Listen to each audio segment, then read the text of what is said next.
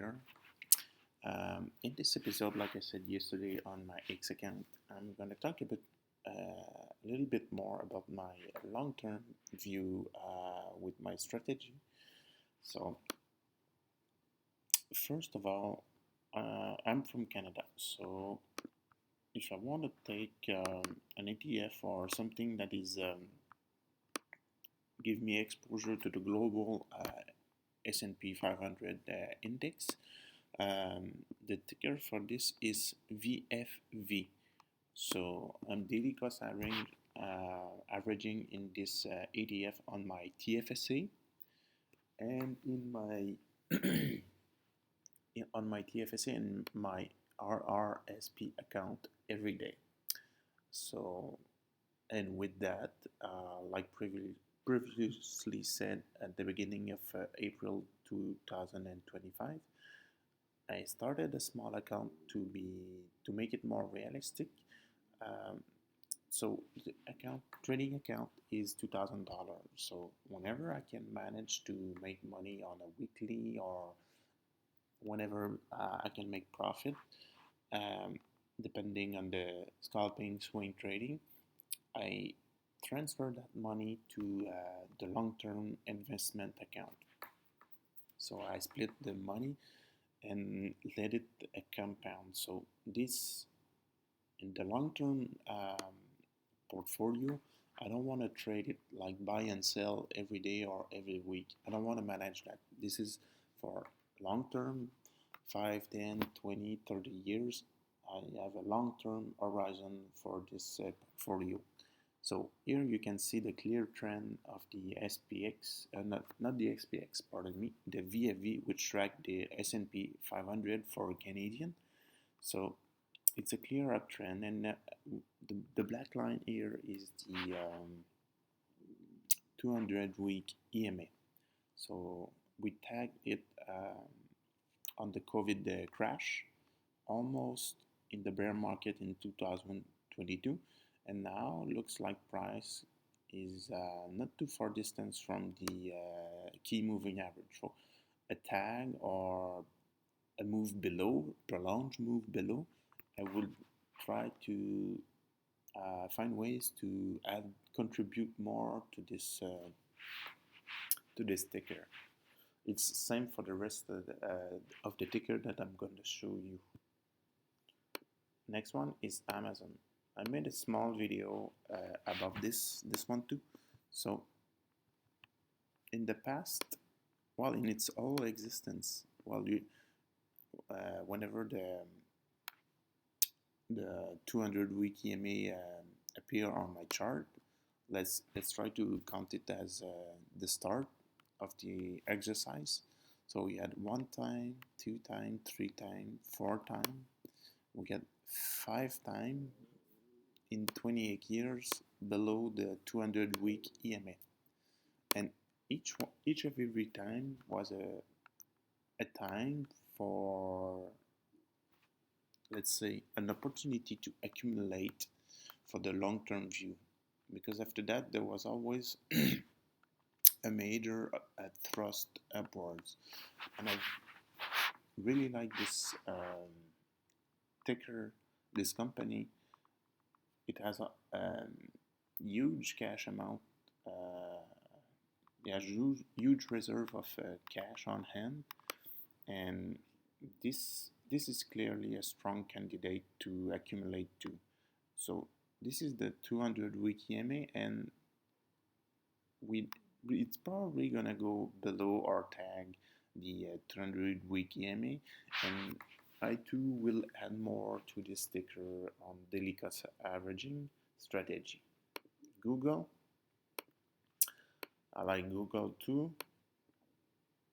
So we can see price in relationship with the 200-week EMA. So we had 1 opportunity, 2 opportunity, and now maybe it's gonna be the 3rd opportunity to buy this ticker below the 200-week moving average. I already started in April to accumulate some share, but I will be more aggressive below the 200-week EMA because price should appreciate later on. Microsoft. So this is just bananas. Microsoft spent like what, um, almost a decade of doing nothing, but when it decided to ramp up and just go and launch, well, I think that price action just beat the S&P 500 by by a wide margin. I'm not saying it's gonna go do the same because I know this is more of a mature company, but I just want to buy a great company that have uh, the characteristic of a monopoly on the long-term investment account. I don't want to buy some shady stocks without revenue or proven track record. That's not the point. You can always balance to the size allocation. When one dips too much, I can add more to daily cost average for a better price. Next one too. Now Netflix, it's another beautiful uptrend. This is a beautiful uptrend, yes. I really think we can have an event like this again.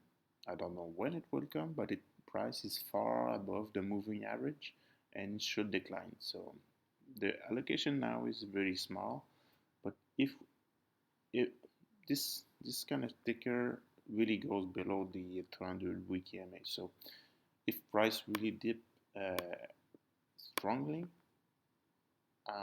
that would be like a great opportunity to accumulate more shares whenever that happens. I know it's redundant, but I'm doing the same exercise with with Apple.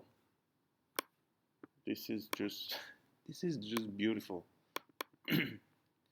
So that's the price in relationship to the 200-week EMA. So at least in the past 15 years, it's always rebounded strongly to the upside.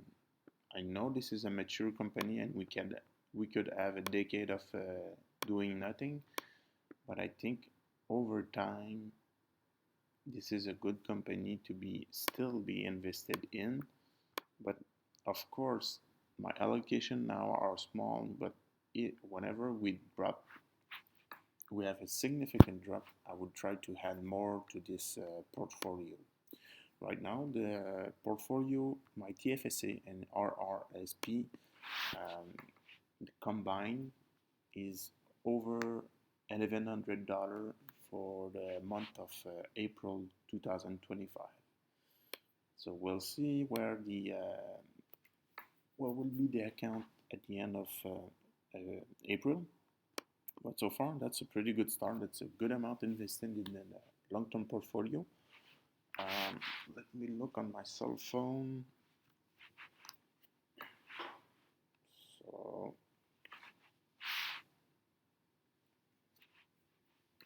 I'm gonna tell you right now. So the account is down 8.4% for the last month.